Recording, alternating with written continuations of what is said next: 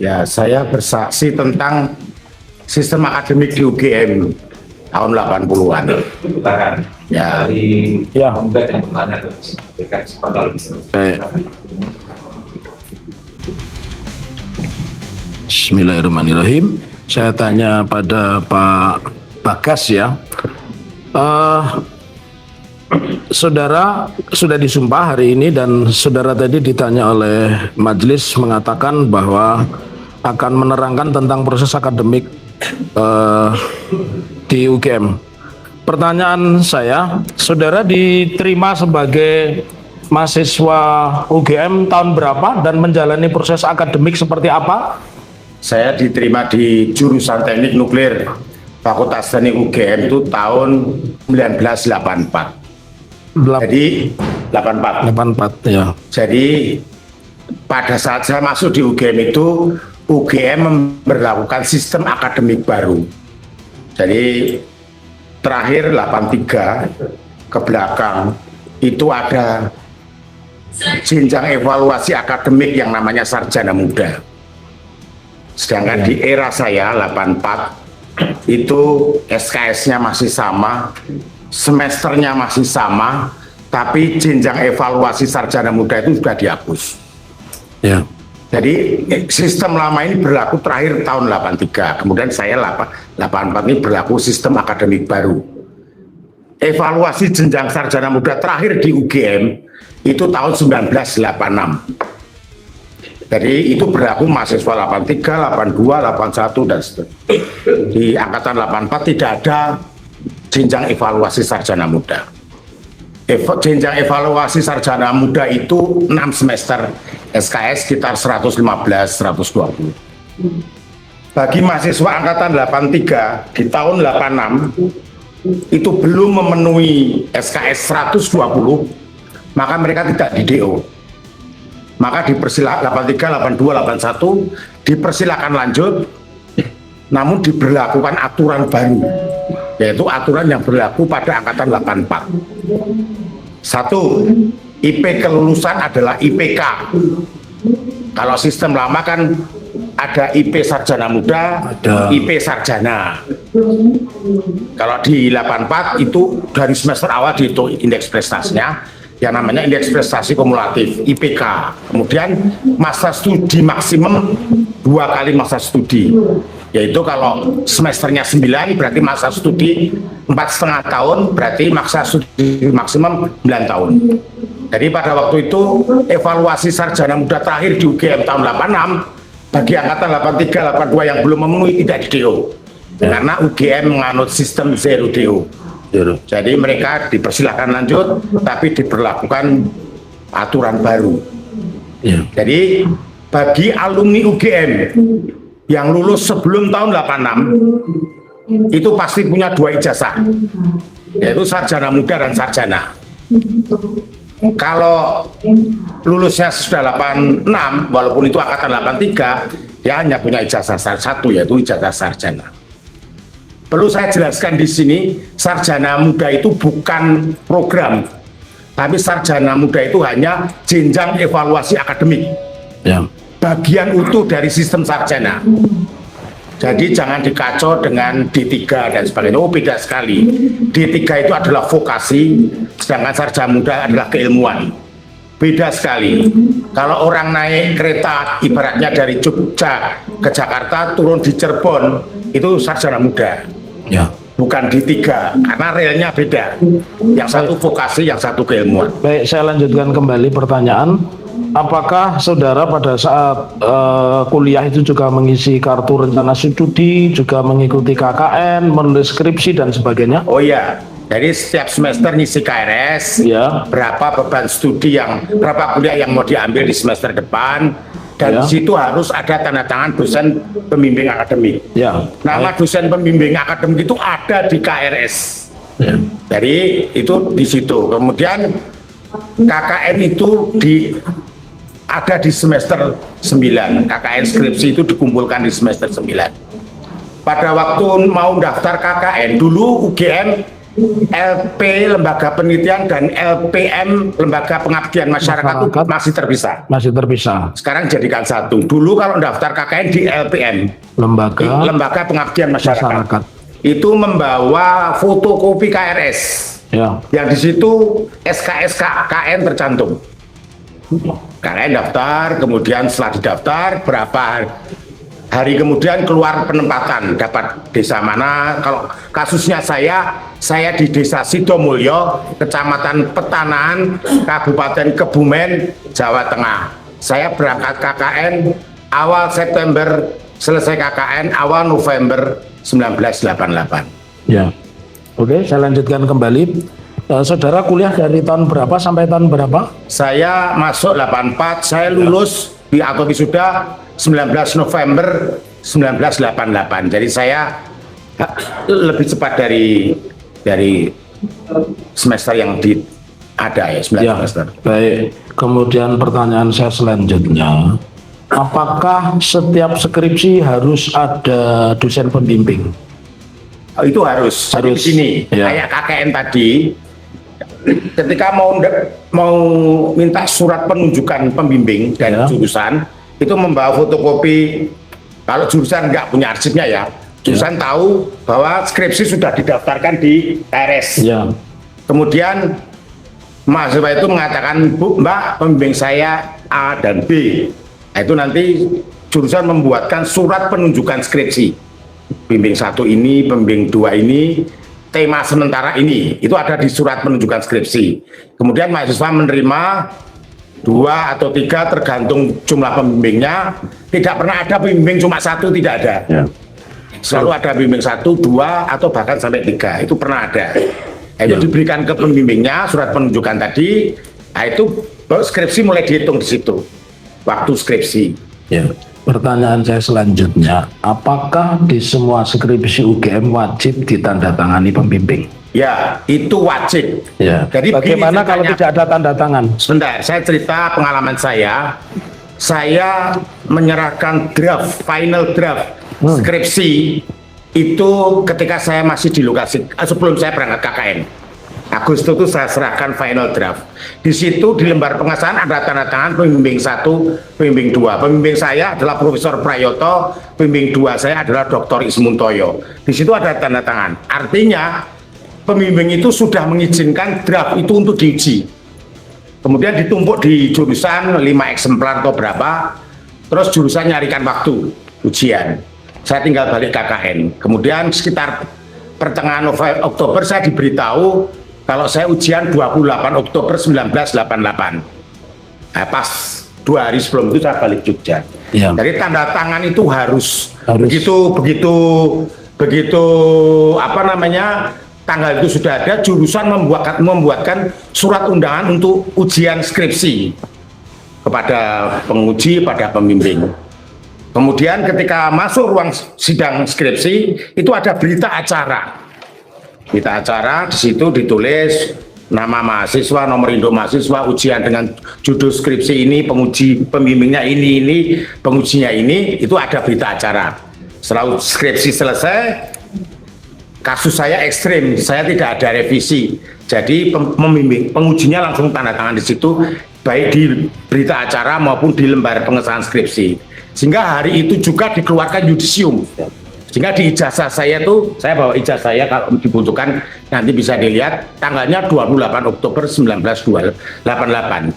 Karena tanggal di ijazah itu adalah tanggal yang yudisium dikeluarkan. Jadi tanpa ada tanda tangan penguji pembimbing tidak akan pernah dikeluarkan yudisium.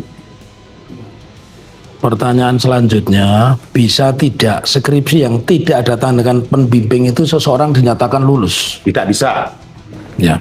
Saya lanjutkan kembali. Pertanyaan selanjutnya, bisa tidak S1 UGM jurusan apapun itu memiliki IP kurang dari 2? Tidak pernah ada. Tidak pernah ada. Ya, saya lanjutkan kembali. Pak Bagas ini pernah berjumpa dengan Pak Joko Widodo? Pernah. Pernah. Bertatap muka atau bersalaman saja? Jadi lihat wajahnya. Ya. Pertanyaan saya selanjutnya, apakah Pak Bagas pernah melihat ijazah Pak Joko Widodo di media sosial? Pernah. Yang diupload Dian Sandi. Oh, Dian Sandi. Boleh saya tunjukkan, Bapak Hakim? Ya. Apa ya? Ini P8 dan P8, ya. Ya. Kalau bisa Ya, dibawa ke sini. Silakan Pak Bagas. Ya, silakan. Pak Bagas tadi tegas mengatakan pernah melihat postingan Dian Sandi. Apakah postingannya seperti ini? Wajah Pak Jokowi sekarang? Iya, Pak, bukan. Apakah postingannya seperti ini, postingan Dian Sandi? Iya. Ya. Kemudian pertanyaan saya, apakah di postingan Dian Sandi wajah Pak Jokowi seperti ini? Sulit bagi saya untuk konvergen pada sebuah pemahaman bahwa foto ini dan Pak Jokowi itu adalah sosok yang sama. Nggak, simpel aja. Apakah wajah Pak Jokowi yang Anda lihat salaman itu sama dengan ini atau tidak? Oke, terima kasih. dengan P berapa? P7, Bapak. Iya. Bentar ya, saya lanjutkan kembali. Terus Pak Bagas ini kan dapat beasiswa kemana, Pak? Pernah dapat beasiswa kemana? Pas saya S1 saya dapat beasiswa dari Batan. Ya. Kemudian saya ke Jerman saya dapat beasiswa dari DAAD. Dua atau PhD-nya yang Jerman itu? Program diploming. Oh, diplom N, ya. Kemudian saya ke Swedia saya dapat beasiswa. Ya. Di tengah jalan kemudian pas menyelesaikan PhD, Ya. saya dapat temporary employment, Ya. dipekerjakan sebagai PhD student. Ya. Pertanyaan saya selanjutnya, apakah Bapak pernah melihat tadi kan di Twitter, di platform X atau dulu namanya Twitter, mengatakan itu berbeda sama sekali. Lalu pertanyaan, pernahkah Bapak melihat di media lain gambar Pak Jokowi misalkan di buku wisuda? Ya sekilas saya pernah lihat. Pernah lihat. Ingin saya tunjukkan, boleh Bapak P28?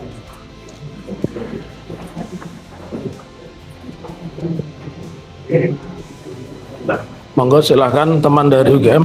Apakah ini yang Bapak lihat? Ini apakah Pak Jokowi? Ya. Tidak. Tidak. Cukup?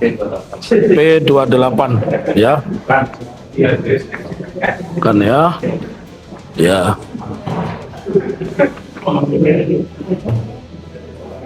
Iya.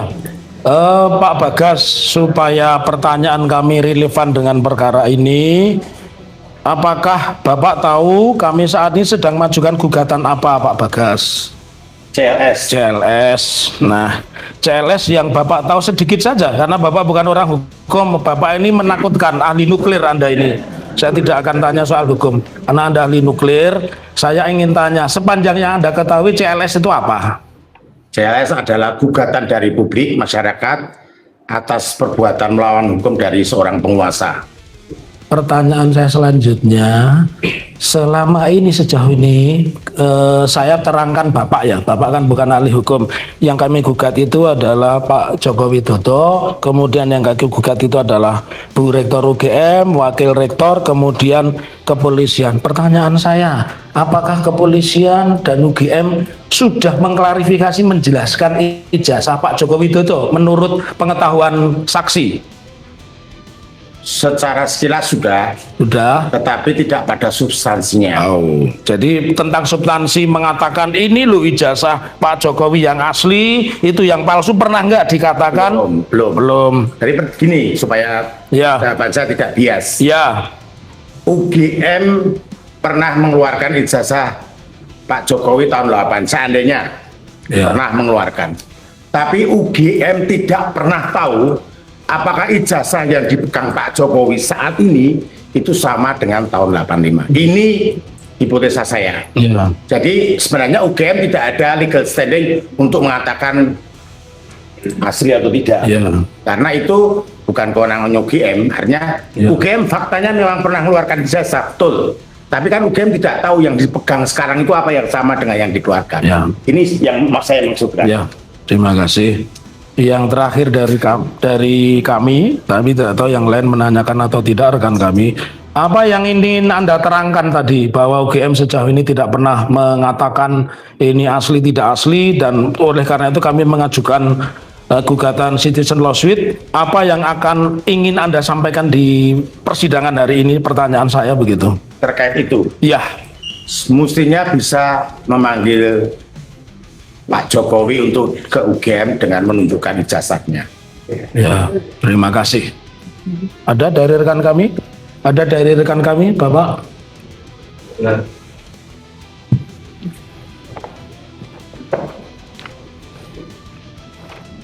Terima kasih, Menteri. Saya lanjutkan pertanyaan Prof. Bagas. Selanjutnya kami lanjut sebagai saksi. Saksi kan tadi sudah menerangkan bahwa saksi berkuliah di UGM itu pada era sekitar tahun 80-an. Apakah saudara saksi juga melakukan yang namanya KKN?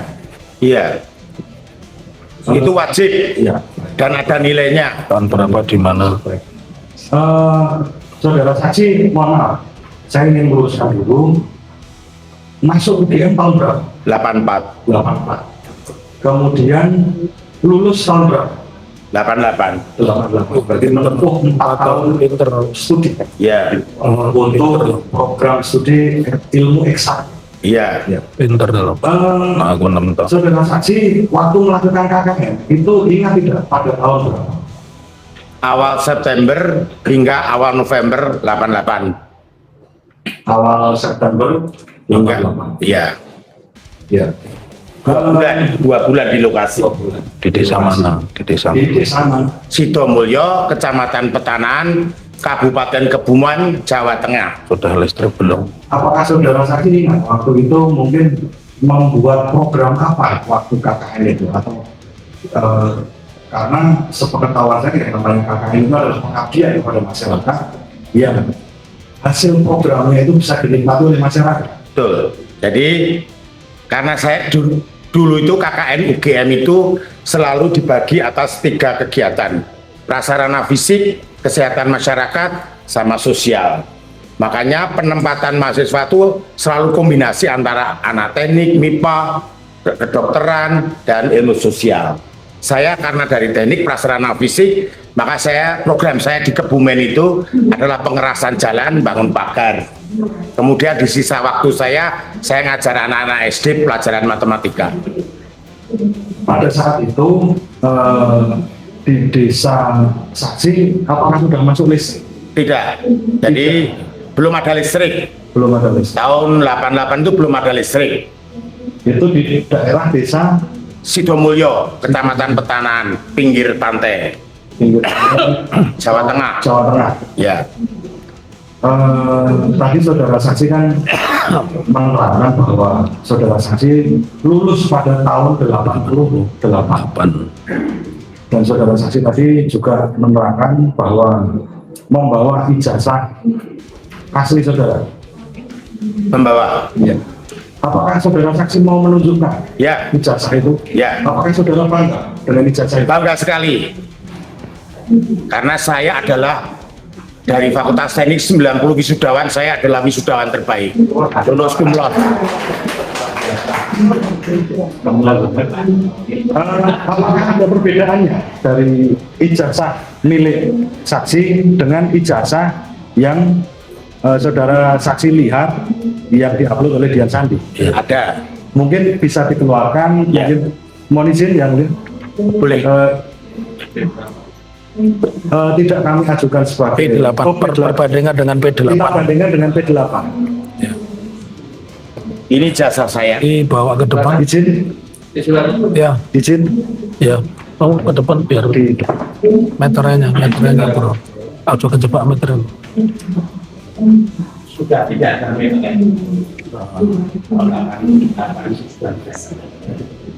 Oke, sudah Bapak tidak saya lanjutkan yang pertanyaan.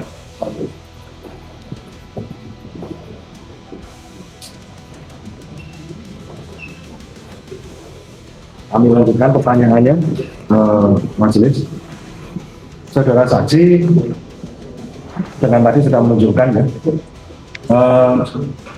Berapa nih SKS yang saudara saksi tempuh pada waktu itu untuk menjadi syarat kelulusan? 159. 159. Ya. Berarti kalau yang kami tunjukkan tadi untuk bukti dari para penggugat kan 160. Ya. Zaman saya di teknik itu 157. 157. Ya, Kemungkinan sedikit ya. sekitar angka segitu ya. Ya. Apakah mungkin seorang itu kuliah di UGM tapi S1 tapi menempuhnya 120? Nggak mungkin. Tidak mungkin. Itu ekuivalen dengan sarjana muda. Berarti bukan sarjana. Ya kalau melihat angka SKS-nya 120 itu ekuivalen dengan kalau dia hanya sampai sarjana muda. Kalau seandainya di atas 200 mengambilnya SKS, Ya dia kehabisan waktu untuk lulus malah di DO nanti. berarti kalau sekitar 220 SKS lebih lulus dalam waktu 5 tahun itu apakah mungkin? Oh ya nggak mungkin. Tidak. Lanjutan saksi, dalam proses katakanlah seorang mahasiswa di UGM itu menempuh jangka waktu kuliah selama 5 tahun, tetapi IPK-nya 2, saja, apakah mungkin? Ya mungkin, tapi yang nggak logis. Tidak logis. Karena kok satu sisi IP-nya hanya 2 atau di bawah 2 kan ya nggak masuk akal. Ya mungkin aja, tapi oleh dia diterus dapat C ya terus saja, tapi kayaknya kok nggak masuk akal. Tidak masuk. Berarti ada beberapa syarat-syarat, apalagi saksi kan sebagai seorang pengajar ya, itu kan UGM mempunyai syarat-syarat tentang kelulusan, kemudian ada nilai-nilai standar dan lain sebagainya. Kemudian pastinya juga ada standar dalam mengisi belangko seperti contoh yang tadi ada nilai SKS. Kalau di nilai SKS saksi itu ditulis tangan apa diketik? TNS. Yang saudara saksi tunjukkan tadi. Oh diketik. Diketik, bukan tulis tangan berarti. Tidak ada. Kalau seandainya ada tulis tangan itu bagaimana? Nggak pernah ada. Di UGM? Ya. Saya nggak tahu kalau generasi 70-an dulu saya nggak tahu. Tapi generasi saya, kakak kelas saya, semuanya diketik. Sekitar tahun 80-an Ya. harusnya diketik. Saya punya akses ke angkatan 81. Karena 80 dulu teknik nuklir itu menerima mahasiswa lulusan SMA itu tahun 81. 810 ke belakang itu menerimanya adalah sarjana muda dari MIPA, kimia, fisika, teknik mesin, teknik elektro, teknik kimia. Jadi saya nggak begitu kenal dengan yang 80, tapi yang 81 karena mereka masuknya dari SMA maka saya kenal. Jadi transkripnya ya diketik. Diketik. Ya. Saudara saksi tadi kan menjelaskan bahwa saudara saksi S1-nya adalah teknik nuklir. Ya. Itu menurut kami agak bahaya juga.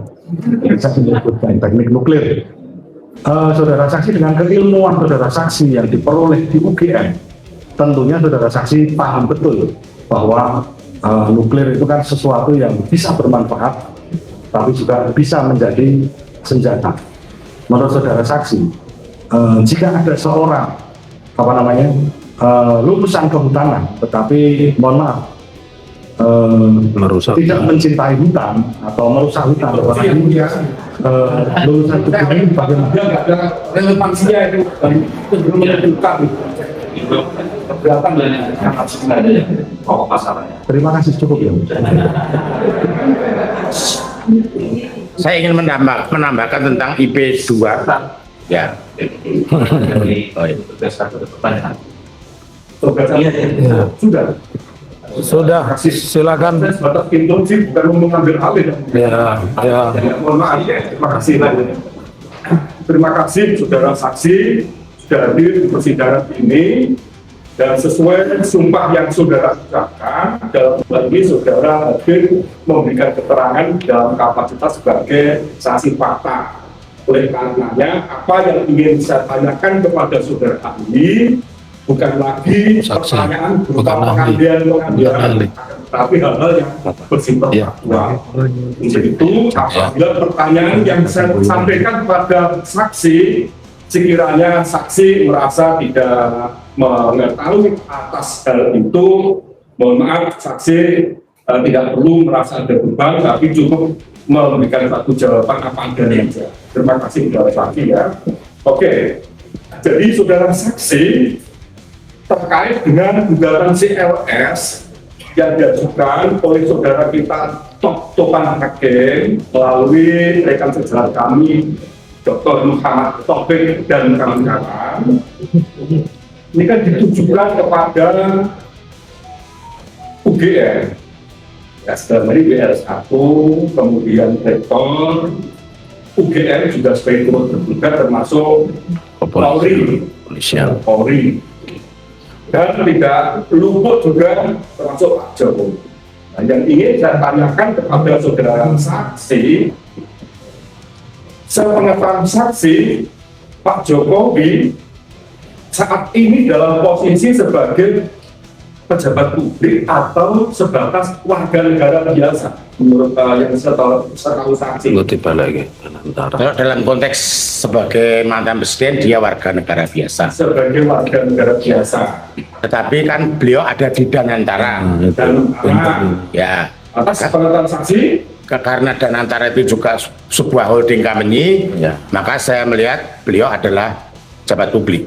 Sebagai pejabat publik, terkait dengan jawaban saudara bahwa Pak Jokowi sebagai pejabat publik, apakah saudara saksi pernah melihat atau mengetahui kapan dia dilantik, bahkan apakah dia sudah menerima SK pengangkatannya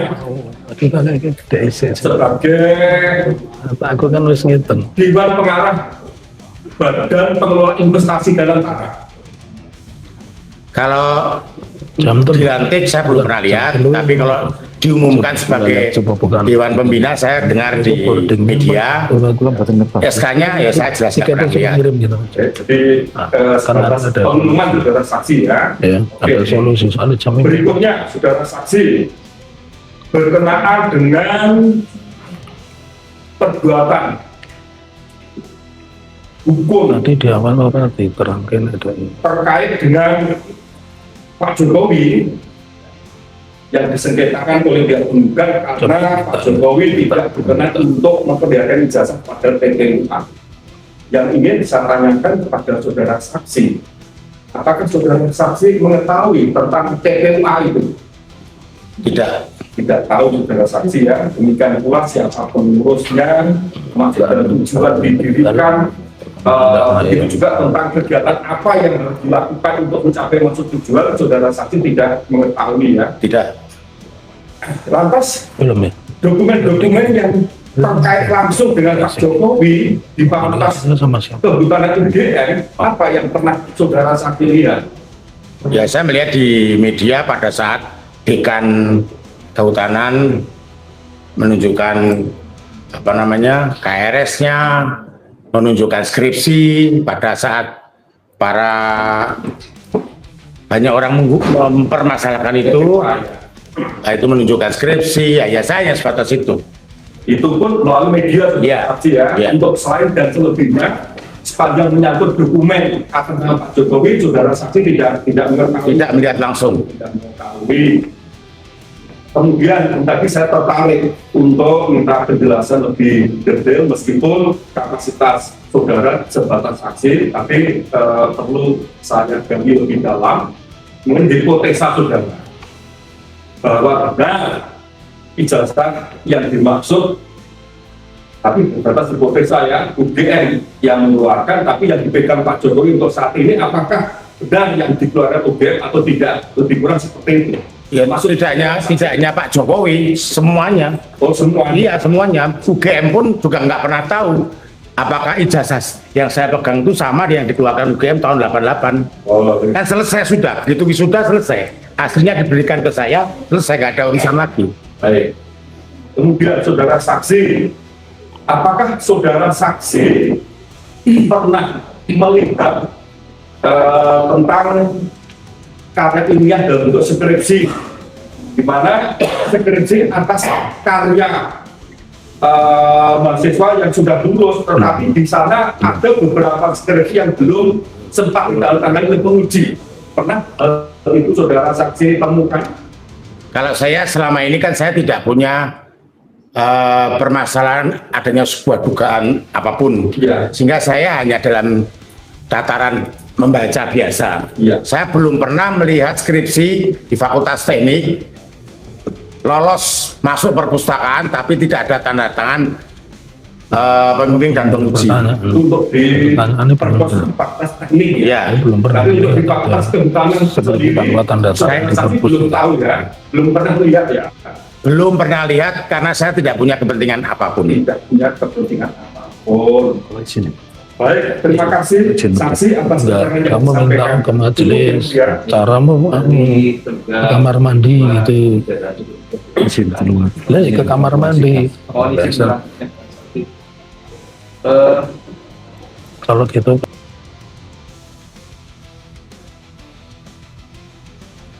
ini terkait dengan terduga 2, terduga 3, dan terduga 3. Yang dipermasalahkan adalah video dari rektor UGM dan wakil rektor. Saudara pernah melihat isi video ini? Saya melihat isi video rektor, tapi kalau disuruh ingat itemnya satu-satu saya nggak ingat. Tapi yang saya paling ingat adalah yang terakhir. Isinya apa yang dipermasalahkan? Beliau menjelaskan bahwa Saudara Joko Widodo sudah menyelesaikan semua persyaratan akademik dan lulus dengan kualifikasi nilai yang telah ditentukan, termasuk jenjang evaluasi sarjana muda.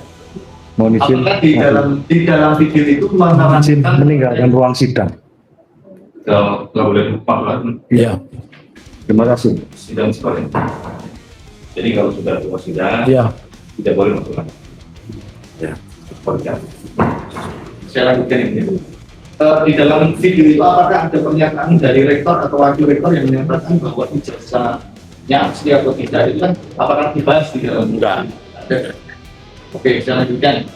Tadi saudara menyampaikan bahwa di UGM itu ada aturan tadi di tahun 1980 sampai 1986 itu masih mengakui jenjang sarjana muda. Aturan itu ada di mana? Yang mengatur apakah dari UGM atau dari kementerian? Jadi 83 adalah angkatan terakhir berlaku di mana sistem akademiknya ada jenjang evaluasi sarjana muda. Sedangkan saya 84 sudah tidak ada. Saya mengetahui hal itu, evaluasi tahun 86 itu kakak-kakak kelas saya 83 pada mengajukan ijazah sarjana muda di evaluasi terakhir itu. Apakah ijazah sarjana muda itu hanya ada di teknik atau ada di? Ada di semuanya, ada di, Pernah lihat pernah. dari fakultas mana saja? MIPA pernah, hukum pernah. Saya pernah punya kakak saya dari, saya belum pernah. Dari semua angkatan di tahun 80-an pernah lihat ada ijazah sarjana muda di fakultas kehutanan? Saya belum pernah. Kemudian apakah di tiap-tiap fakultas itu ada pedoman atau buku petunjuk? Ada. Boleh kemudian izin di P4 kami mau tuliskan yang T T4 yang dari ada di bawah target T4 ya T4 ya boleh T4 baju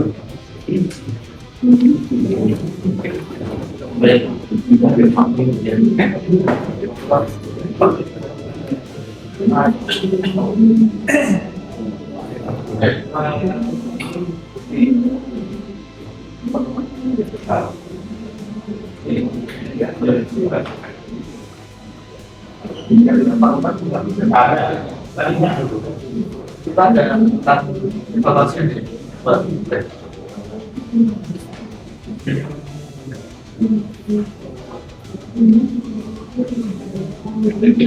empat ya.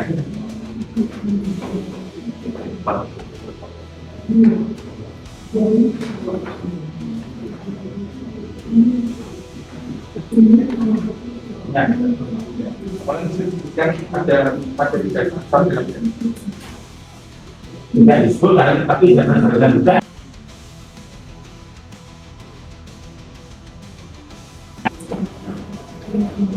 Oh, nggak bisa nih. Boarding time-nya 14.45. Kami lanjutkan ya. Di dalam gugatan citizen lawsuit di posita 28 angka 6 di penegasan dari yang tadi sudah disampaikan.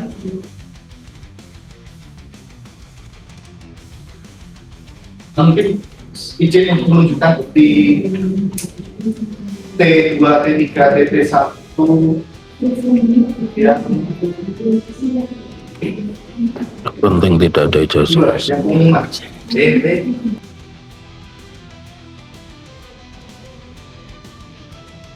T2, T3, T4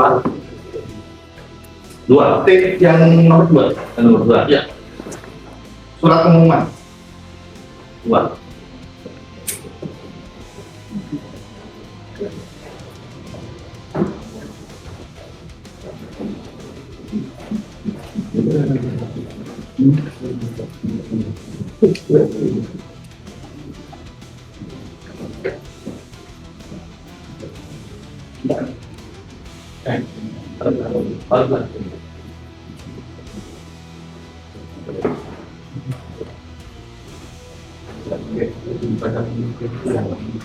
itu adalah yang kita perlukan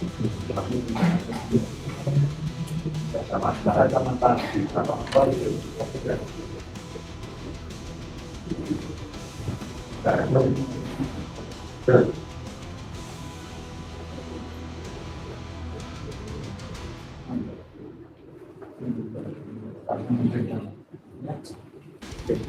Pada sendiri pakai kacamata.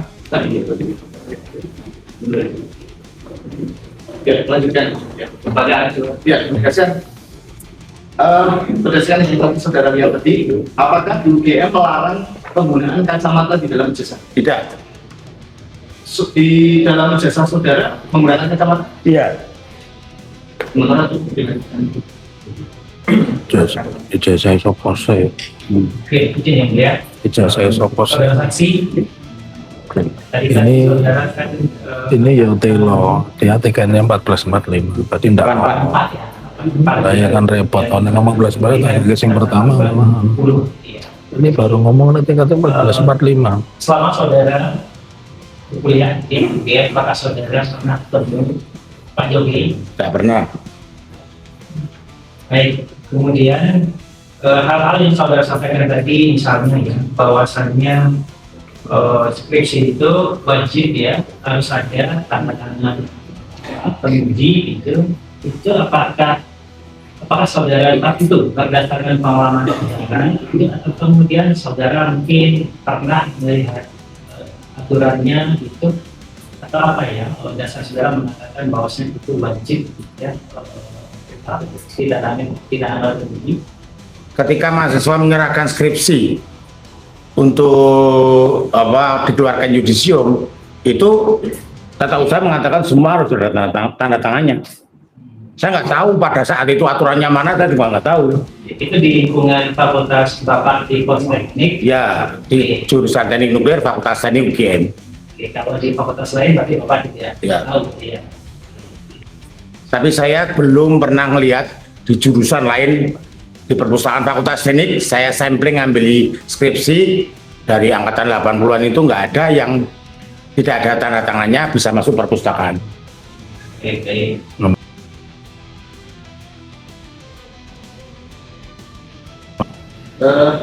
saksi di tanggal 15 April 2025 tahu ada peristiwa apa di UGM terkait dengan TPUA Roy Suryo dan kawan-kawan? Ya rame-rame menanyakan tentang ijazah Pak Jokowi, terus diterima dekan Fakultas Kehutanan, ditunjukin skripsi, ya sebatas itu tahun.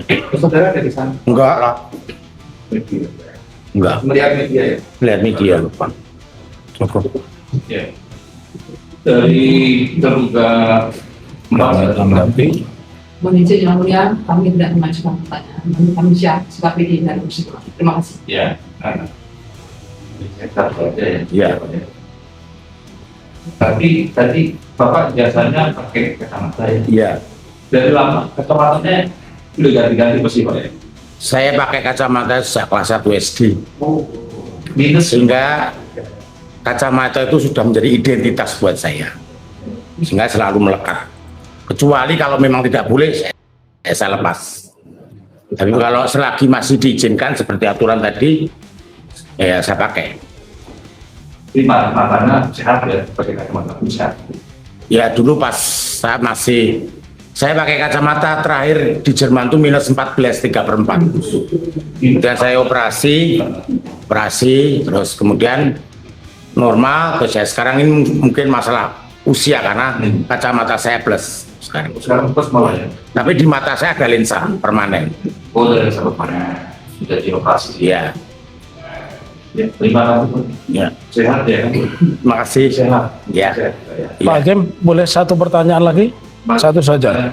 Yang terakhir, nanti dijawab ya atau tidak. Pernahkah tahun 2005 mendengar alumni UGM menjadi wali kota Surakarta? Itu saja pertanyaan saya. 2005 ya. Oh, iya tahu Joko Widodo karena kebetulan afiliasi kegiatan saya PDI Perjuangan. Enggak, Saya tahu. pertanyaan saya, apakah di kalangan UGM pernah mendengar ada alumni UGM tahun 2005 menjadi wali kota Surakarta? Itu saja pertanyaan Saya saya. tidak tahu di alumni UGM atau tidak. Ya. Kala itu. Terima kasih. Itu saja. Sudah jangan. Ya. Tapi Joko Widodo pernah menjadi wali kota Ya, Surakarta ya, tahun 2005. ya. Sudah. Ya, dengar dari mana tuh? Iya pada waktu itu saya masih tinggal di Perancis. Oh, Saya masih tinggal di Perancis. Saya buka Detik itu, ya kemudian dengan Partai PDI Perjuangan, saya tahu. oh detik ya. Ya, saya selalu buka www.detik.com. Termasuk pas gempa itu saya tahunya ya dari, karena saya kan tidak di Indonesia pas itu. Detik ya, detik. Ya Detik. Detik. Iya. Ya, terima kasih Pak. Ya. Terima kasih Pak Bagas. Terima kasih.